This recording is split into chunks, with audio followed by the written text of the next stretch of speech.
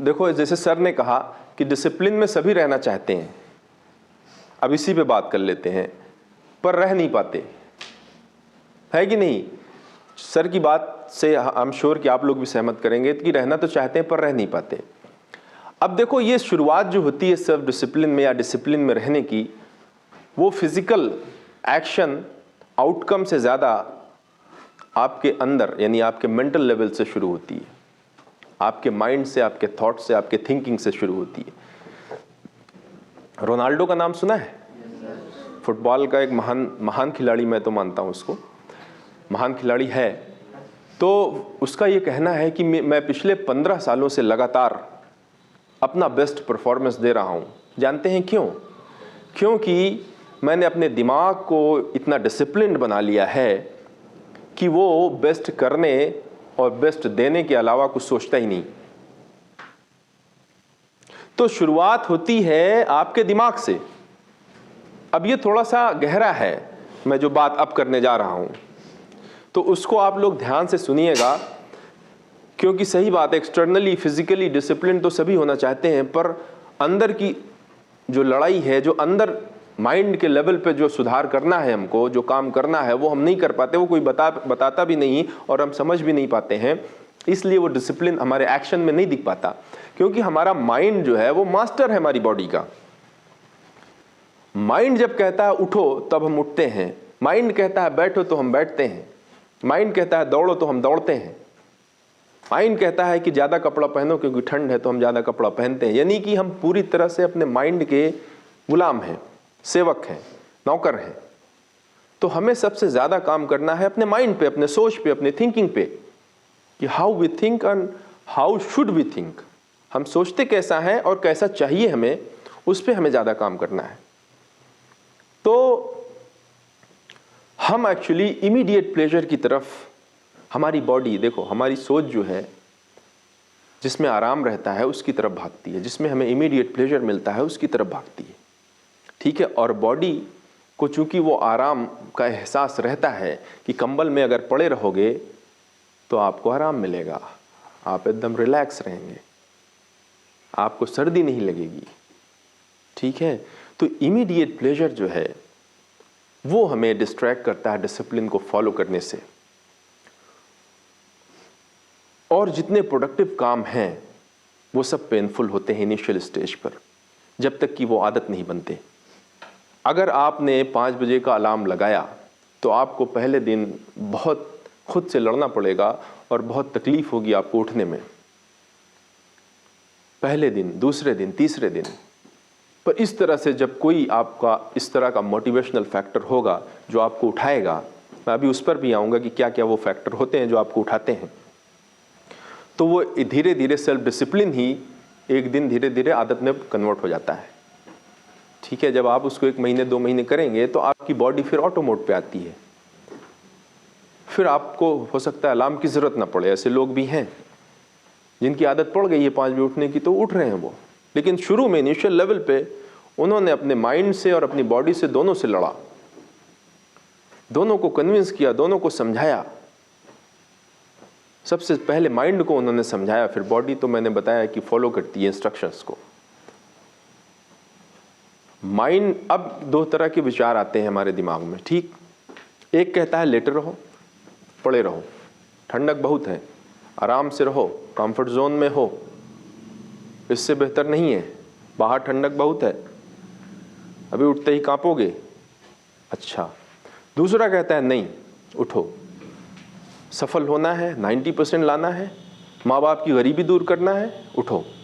अब ये लड़ाई होती है कि नहीं? इस तरह से जब आप जो भी पढ़ने वाले हैं, आई एम श्योर कि सभी पढ़ने वाले हैं, जब सुबह उठने की बात, सुबह ऐसा माना जाता है और ये सही भी है कि सुबह उठकर पढ़ना ज़्यादा बेहतर होता है, क्योंकि हमारा माइंड पूरी तरह रिलैक्स होता है, बॉडी रिलैक्स होती है, तो हम इजीली फोकस कर पाते हैं अपने सब्जेक्ट पे, अपने टॉपिक पे। डिस्ट्रैक्शन नहीं होता सुबह सुबह, डिस्टर्बेंस नहीं होता सुबह सुबह, तो हम ज़्यादा अच्छे से फोकस कर पाते हैं, क्योंकि माइंड हमारा इजी रिलैक्स रहता है, चीज़ों को अडॉप्ट करने की पावर उस वक्त ज़्यादा रहती है, सीखने समझने दोनों की। तो जो अब सुबह इस तरह की लड़ाई होती है, कितने लोग उठते हैं अच्छा सुबह? पढ़ने के लिए। ऐसा ज़रूरी नहीं कि सुबह ही पढ़ें, पर मैं एक है धारणा चली आ रही है कि सुबह उठ के पढ़ना, और वो सही भी है कि सुबह उठ के पढ़ना अच्छा रहता है। कितने लोग उठते हैं?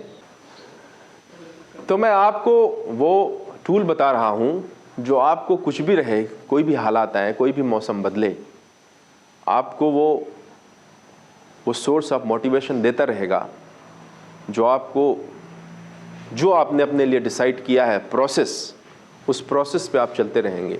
जब आप रात में सोइए तो आपको वहाँ पे वो रीज़न और वो लॉजिक खुद को देना पड़ेगा, आपको सेल्फ टॉक करनी पड़ेगी। देखो, सेल्फ टॉक बहुत पावरफुल टूल है। हम दिन भर बात करते रहते हैं और जैसे ही हम अंदर बात करते हैं वैसे ही हम एक्ट करते हैं, ठीक है। जो भी हम अंदर बोलते हैं, सोचते हैं, अगर उसको नाम सोचना दिया जाए तो वो सोचना है। सेल्फ टॉक को सोचना भी कह सकते हैं आप, ठीक है। सेल्फ टॉक सोचने में कम्युनिकेशन ही तो यूज़ होती है। जैसे हम अभी बात कर रहे हैं आपसे, उसी तरह हम अंदर एक कैरेक्टर अपने आप क्रिएट कर लेते हैं और उससे बात करते रहते हैं, है कि नहीं। खुद से अपने ही इमेजिनेशन से एक कैरेक्टर क्रिएट करते हैं और उसी से बात करते हैं और खूब बात करते हैं जम के, इतना ज़्यादा कि अगर ज़ोर बोलें तो शायद लोग पागल कहें, है कि नहीं कहेंगे शायद मेंटली डिस्टर्ब है ये, इतना जोर बोलता है। कभी कभी कोई लोग ऐसे बोलते हुए गुजर जाते हैं आसपास से, या इस तरह से बड़बड़ाते हैं, तो हम खुद ही उनको बोल देते हैं है कि नहीं। तो ये है, हम जो ये थिंकिंग है, जो सोच है, ये एक इमेज और लैंग्वेज, दो चीज़ पे चलती है। कोई इमेज हम खुद से क्रिएट करते हैं और दो पक्ष बन जाता है, एक तरफ हम अपने को रखते हैं, दूसरी तरफ उस इमेज को, और खूब दोनों बातें होती हैं। वो कुछ कहता है, वो कुछ, जैसे वकील और जज में बहस हो रही हो, जैसे दो वकील में बहस हो रही हो, उस तरह से बहस होती है। और हम कई बार जो है अंदर ही अंदर भला बुरा भी कह देते हैं दूसरे वाले को, जबकि एक्चुअल में आप गौर करिए, ये मैंने कहा ये गहरा है पर समझना पड़ेगा आपको, कि एक्चुअल में वहाँ कोई नहीं होता, पर हम इतना उसमें खो जाते हैं कि ऐसा लगता है कि हम फिजिकली वहाँ होकर भी नहीं हैं। हम बैठे हैं टेबल पे, हम बैठे हैं पढ़ने के लिए फिजिक्स की book, Archimedes principal, Newton's law लेकर बैठे हैं, और हमने अपने अंदर ही एक इमेज क्रिएट की। वो एक पक्ष हो गया, और दूसरे पक्ष में हम खुद हैं, और इमेजिनेशन के थ्रू हम इस तरह से बहस में पड़ जाते हैं कि ऐसा लगता है कि हम वहाँ उस टेबल पे अपने घर के, अपने कमरे के अंदर रहते हुए भी नहीं हैं। हम अपने अस्तित्व को ही भूल जाते हैं कि हम हैं कहाँ हैं। हम फिजिकली तो यहाँ हैं, पर एक्चुअली में हम हैं ही नहीं वहाँ। तो ये इतना स्ट्रांग है, मैं बात कर रहा हूँ जिस सेल्फ टॉक की मैं बात कर रहा हूँ, उसको नाम थिंकिंग भी कह सकते हैं, थॉट्स भी कह सकते हैं, सोचना भी कह सकते हैं। तो हम अंदर अंदर बात करते हैं, सेल्फ टॉक। तो सेल्फ टॉक में जब आप रात में सोते वक्त खुद से ये कहेंगे कि, क्या नाम है आपका? गौरी मैम। जब गौरी मैम का ये लक्ष्य होगा कि मुझे आज तो मैं एक दिन उन्होंने अलार्म लगाया, ठीक, आप में से सब ने एक दिन अलार्म लगाया, 5 बजे उठना है, 6 से 8 पढ़ना है, नहीं उठ पाए। वही इमीडिएट प्लेजर हावी हो गया कि पढ़े रहो, कंफर्ट जोन में रहो, आराम से, ठंडक बहुत है। आपको बाद में रिग्रेट हुआ कि यार अफसोस, 10 मिनट सोचे कि 10 मिनट और लेट लें, और 1 घंटा 1.5 घंटा हो गया। बाद में अफसोस होता है, रिग्रेट्स आते हैं कि यार मिस हो गया। अब अगले दिन के लिए फिर आपने अलार्म लगाया, रिग्रेट्स है आपके दिमाग में। अब आप क्या करिए कि आप सेल्फ टॉक को प्रोडक्टिव बनाइए। ऐसे सेल्फ टॉक करिए कि तुम्हें गौरी हर हाल में सुबह उठना है, चाहे कुछ भी हो जाए। ये तुम्हारा लक्ष्य है कि तुम्हें 90% मार्क्स लाना है इंटर में, तो ये तुम्हें सही साबित करना है। ये तुम्हारा ही काम है कि तुम इस लक्ष्य को पाओ और खुद को सही साबित करो। ये खुजली तुमने की है तो मिटानी भी तुम्हें पड़ेगी। और इस तरह से 2-3 चीजें कि मुझे मेरा लक्ष्य बनाया हुआ, मैं इसको हर हाल में करूँगा, मुझे सुबह उठना है चाहे कुछ भी हो जाए, मुझे अपने लक्ष्य को पाना है, मुझे अपने माँ बाप की गरीबी दूर करना है, मुझे डॉक्टर बनना है, मुझे इंजीनियर बनना है, मुझे 1 लाख सैलरी कमाना है।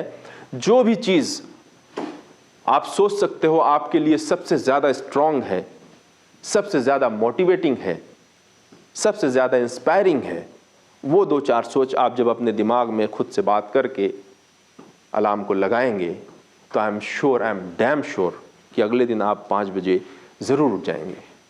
गारंटी है उठ जाएंगे आप, क्योंकि जब सुबह लड़ाई शुरू होगी तो ये इतना पावरफुल रहेगा, ये रात वाला जो आपके सबकॉन्शियस माइंड में ये इतना स्ट्रांगली रहेगा कि जब सुबह लड़ाई शुरू होगी तो आपके पक्ष में, प्रोडक्टिव पक्ष से ये इतना स्ट्रांगली उस पर हावी हो जाएगा, इमीडिएट प्लेजर पर, कि उसको दबा देगा और फिर आप उठ जाएंगे। ये मैं आजमाई हुई बात कर रहा हूँ।